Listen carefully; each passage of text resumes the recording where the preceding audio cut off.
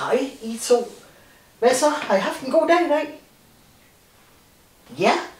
Ej, det lyder spændende. Nu skal vi lige have tændt lyset. Det er den 8. december i dag. Har I været ude at rejse lidt? Hej. Hvad siger du? Var det pinligt? Var han pinlig? Var han det? Det må vi jo så hellere fortælle om. Skal vi gøre det? Jamen så læser vi op. 8. december. Marias undfangelse. Hold da helt op, hvor jeg var altså bare udhvilet, sagde Hauke Stefan og strakte sig provokerende. Det er I da også, ikke sandt? Spurgte han så en smule usikker. Med hele dette teater ville han egentlig bare sikre sig, at de skulle rejse med sækken i dag, og ikke bare blive hjemme igen.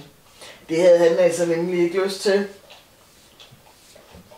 Det der med at blive hjemme, eller bage, eller se på historier på køleskabsdøren.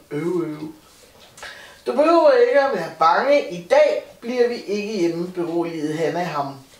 Hun havde allerede kigget i kalenderen og havde set, at dagen i dag hed Maria undfangelse. Det var de utvivlsomt nødt til at undersøge. Enhver vidste jo, at en graviditet varede 9 måneder. Og hvis Maria havde undfanget Jesus den 8. december, så blev det da vist til det korteste svangerskab i historien. Jamen, det kan bare ikke passe, sagde Sofie Amalie. Hvis det havde drejet sig om den dag, hvor Maria blev gravid, så havde dagen heddet Jesu undfangelse. Jeg tror, det er den dag, hvor Marias mor blev gravid med Maria. Banegård! Skreg Hauke Stefan lykkelig. Hvad pokker mener du med det? Spurgte Hans Christian overrasket. Jamen det er alt, hvad jeg forstår. Banegård! Klukkede Hauke Stefan enormt selvtilfreds.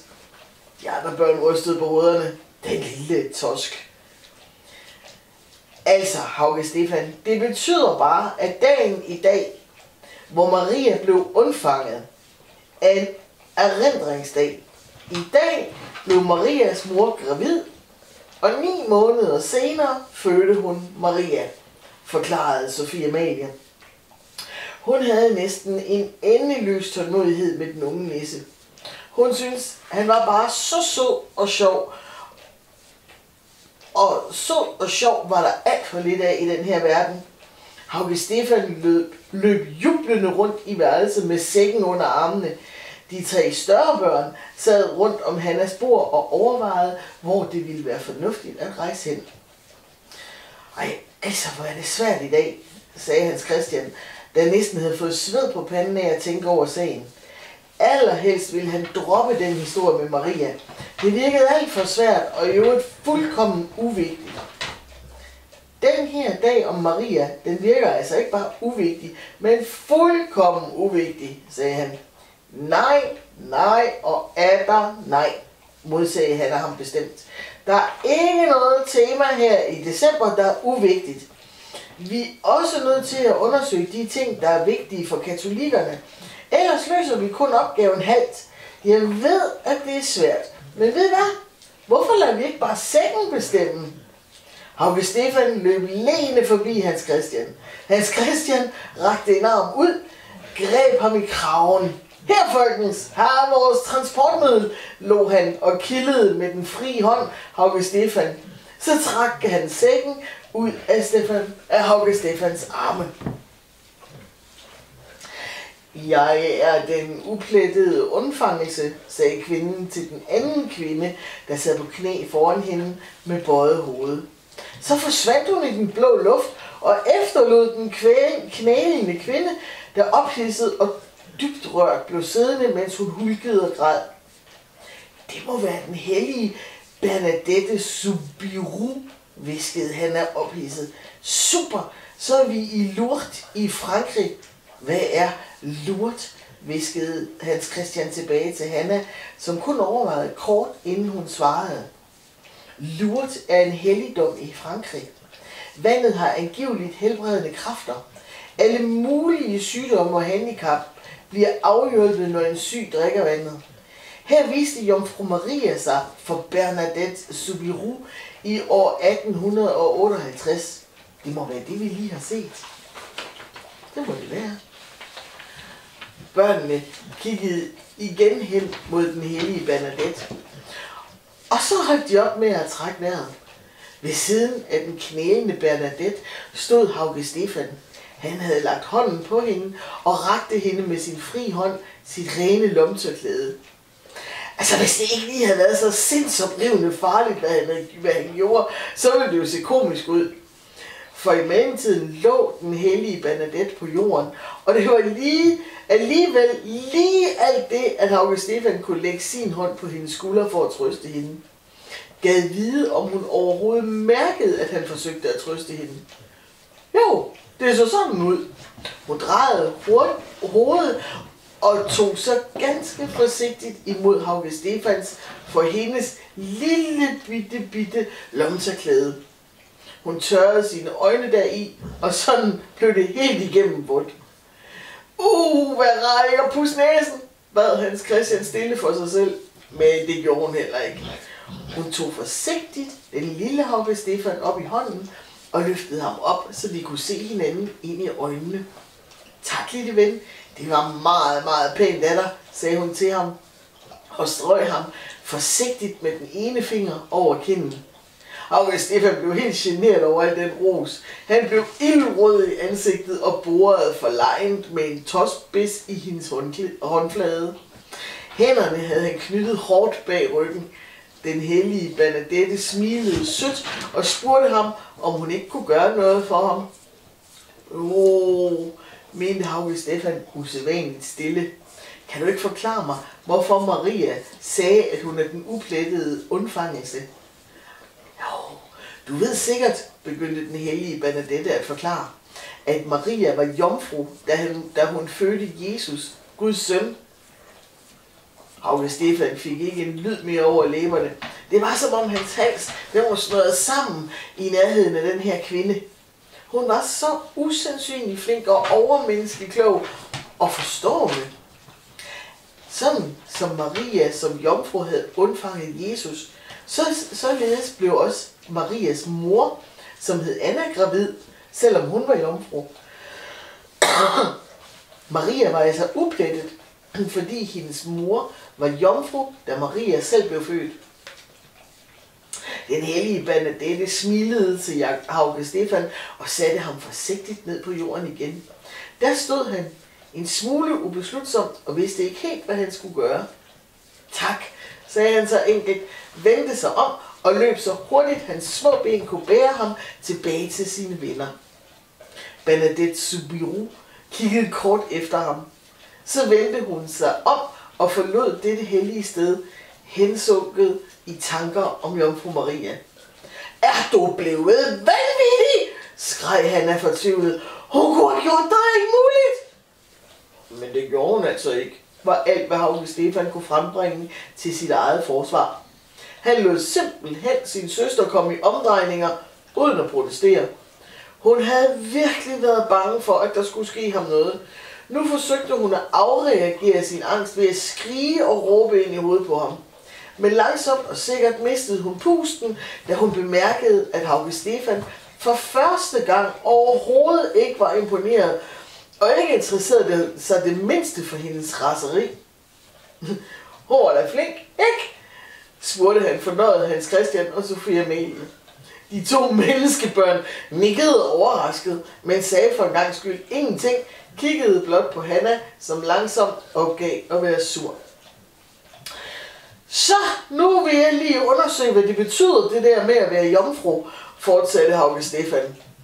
Han børstede et usynligt støvkorn af sine bukser, gned hænderne mod hinanden og drejede sig beslutsomt og motiveret om mod sækken. Men Hanna rev straks sækken ud af hænderne på ham igen. Det gør du ikke! Du undersøger ikke noget som helst om, hvad det er at være jomfru, sagde hun bestemt. Far får sådan et mærkeligt udtryk i ansigtet, når man stiller ham sådan nogle spørgsmål. Jeg tror, at hans ansigtsudtryk betyder, at vi skal vente 100 år mindst, før vi spørger ham igen. Hjemme var det umuligt at holde Hauge Stefan tilbage. Han ville ubetinget vide, hvorfor det var så vigtigt, at Maria og hendes mor havde været jomfruer, da de var blevet gravide. Han løb derfor hurtigt ned ad trappen, ned i køkkenet, hvor han fandt begge sine forældre. Hvad er jomfruer, far? Spurgte han åndeløst. Han var nødt til at spørge hurtigt, for de andre børn var lige i hælene på ham.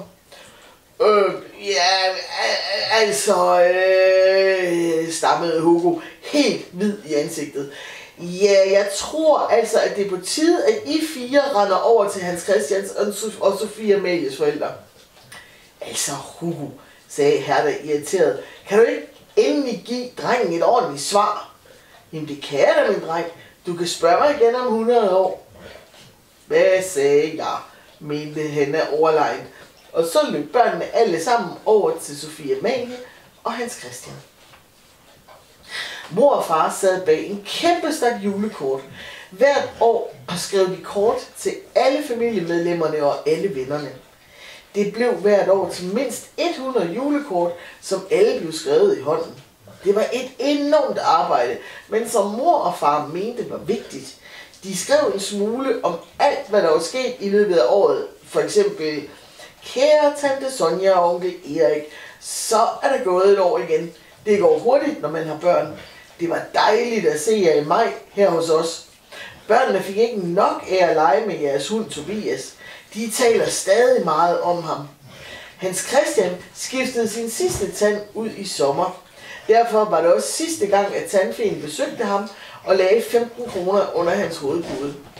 Sofie Amalie nyder at gå i skole.